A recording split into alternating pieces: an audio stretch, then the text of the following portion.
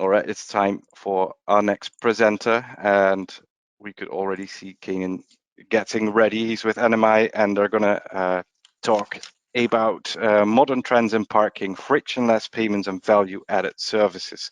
Can you hear me, Kanan? Are you in here? I can hear you. Can you hear There me? you are. Yes, loud and clear. Perfect. And am I sharing the correct screen? Yes, yes, Okay, so everything's you're seeing going smooth. my live Yeah. show. Okay, that's good. Right. All right. Should I give it a moment for people to join, or should we just crack straight in?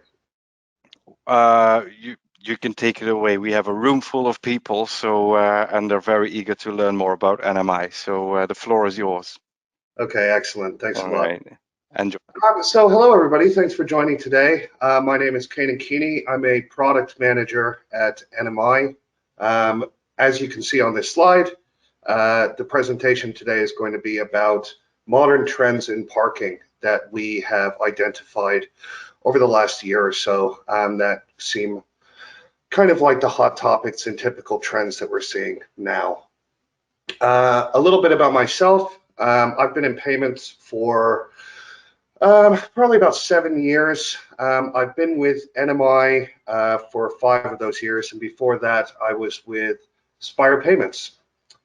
So slowly becoming a veteran in this space, and hopefully I can wind up giving some insight that you guys find useful today. So our impression at NMI is that the future is definitely contactless. As you can see, what I've written here is that MasterCard reported that contactless payments have grown by 40% globally in the first quarter of this year, which is an incredible amount of growth. And when we're talking about the US market specifically, the amount of issuance of contactless cards is staggering. The amount of banks that are now issuing these cards, and we can steadily see the rise of these cards being used against our payment gateway, as well as digital wallets, things like Apple Pay and Google Pay, wearables, being used to facilitate a payment. Beyond this, this current situation is a perfect time to highlight this, is that the coronavirus has definitely switched on people to health and sanitation, and avoiding having to touch a PIN pad or insert a card or exchange cash is definitely at top of mind right now. So going through the payment process without actually having to physically touch somebody definitely seems very important to people right now. I also want to just highlight that when I say contactless, I don't mean purely just EMV contactless, so just contactless cards. I also mean ideas around QR code scanning, pre-booking, paying by app, so facilitating the payment on your own device rather than having to use somebody else's. So moving forward, some of the current trends in parking that I wanted to talk about today are contactless entry and exit, pre-booking and paying by an application on your phone, and then value-added services that are starting to be seen more and more in parking lots now. So let's get down into the weeds a little bit here about how an entry barrier might work in a kind of gated parking lot. So as I've written out here, so number one, a card holder may drive up in their car and present their contactless EMV, Visa, or MasterCard and beep that on the payment device that's there attached to the entrance barrier.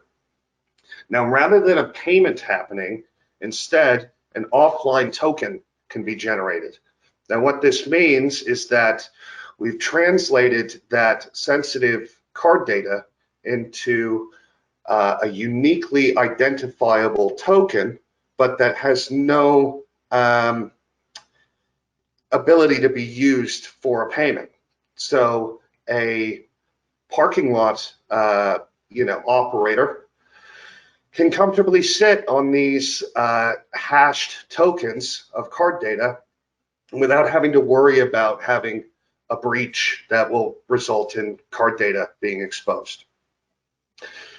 These offline generated tokens will wind up presenting the same value whenever a card is presented to that device. So as I said, if the card holder taps his card on entrance barrier 1 and then runs over to entrance barrier 6, that same offline token will be generated, and so it can act as an identifier. Moving on to point 3, the token is then stored in a central database.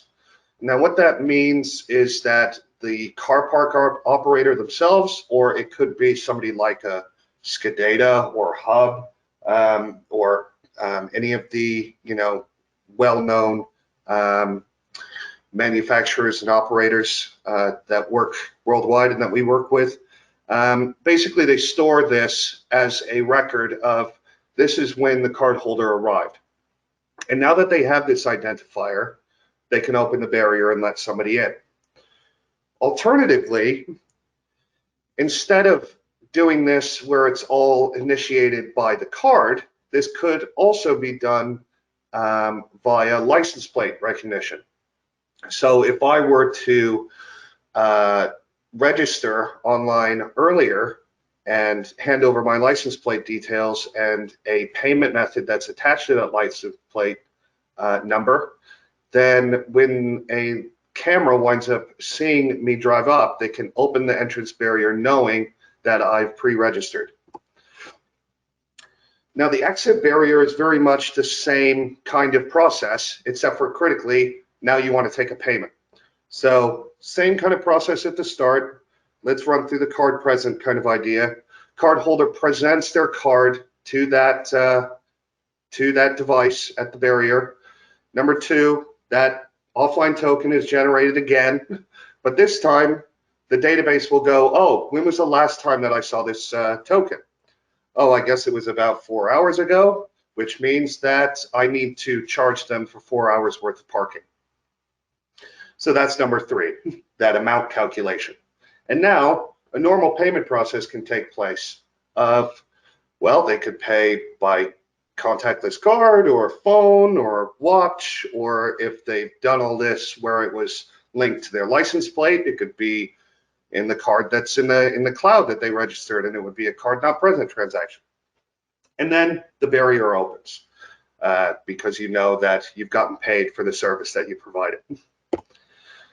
Now, going a little deeper into pre-booking and paying by an app, as I said, this can wind up being, coupled with license plate recognition.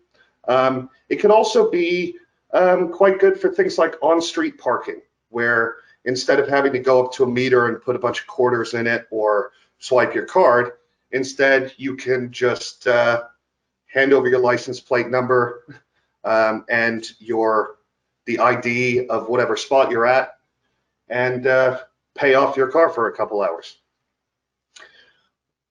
Where this starts to get interesting is we've kind of identified some users that wind up using these services. And so through that, you can start to move into my next point around loyalty and value add. But first, to identify these users. So first one we've got is a frequent parker. So by that, I mean somebody that has that maybe lives in the suburbs, has an office in town, drives in to the office every day, Monday to Friday. And rather than having to mess around with going up to ticket machines every day or worrying about cash or anything like that, instead, they pre-register online and they don't have to worry about it. They know that their parking is kind of automatically handled. Another person that we wind up thinking about is a holiday maker. So somebody who might be driving to the airport or hiring a car to drive to a different city, things like this. And what gets interesting here is then you get pre-booking, but also through a third party. So somebody might book their parking at the same time as they're booking their flight or their hotel or their bus or whatever it is. And the last one that I wanted to talk about is the anxious traveler.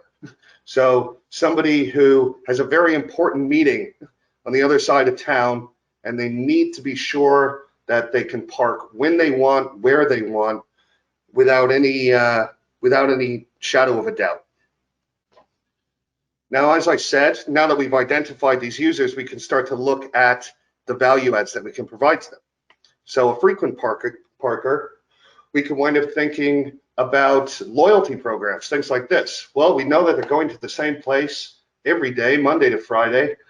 Maybe as a parking lot, we can do a collaboration with a local coffee shop and say, if you buy a coffee over here, we'll give you $2 off your parking on a Wednesday, these kind of things.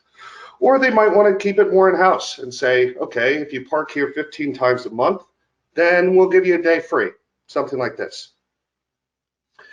For the holiday maker and the anxious traveler, I think they wind up having a different kind of value add. So both of these people want to make sure that they arrive at their destination on time. So that's pretty critical. You wind up thinking that, okay, getting pushed traffic updates or weather updates could be very useful value adds for people who are planning to get on a plane on the other end of this or having some life-changing meeting on the other end of their journey.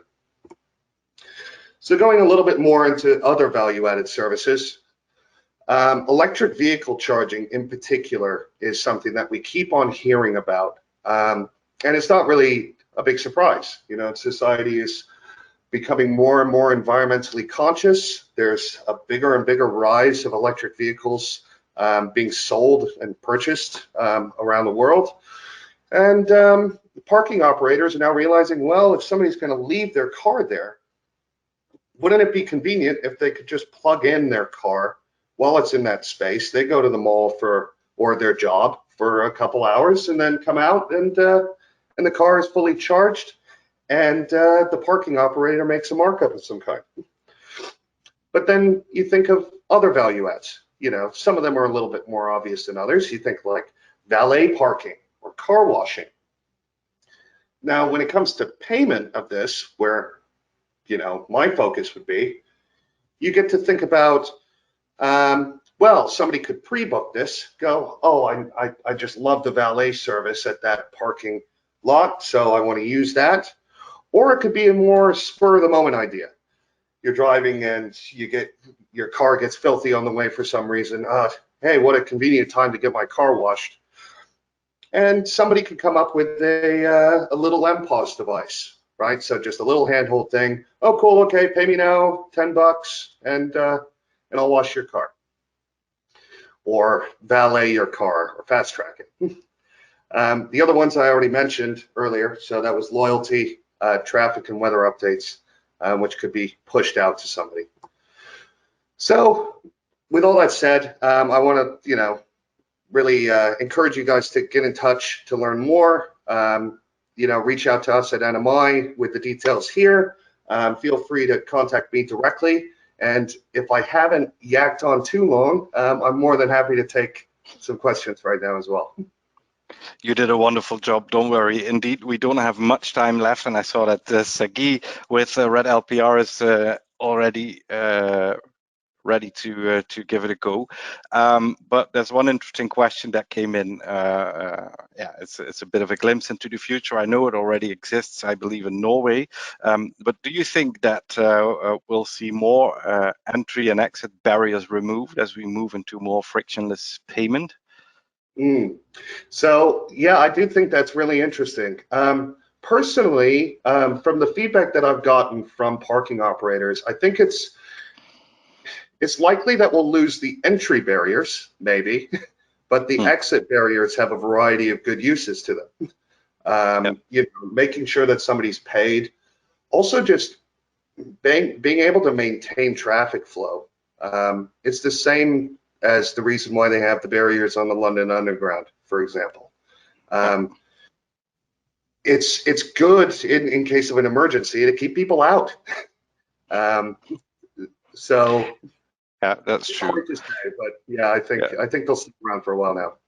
Yeah, we asked the same question during our physical event, our airport parking network event, to some airports. We were having a discussion about digitization, and yeah, one airport said it will never happen. Other airports said it was their dream situation. So we'll know soon enough, I think. Right. Yeah, definitely. We're out of time, but your contact details are on the screen, and we'll also share these with all attendees. If you have any questions for Kanan after this, please just send him a message. I think he's more than happy to answer them. Thanks so much for a great presentation, and we need to clear the stage for Sagi with Red LPR. Feel free to rejoin the session. Thanks so much. Take care.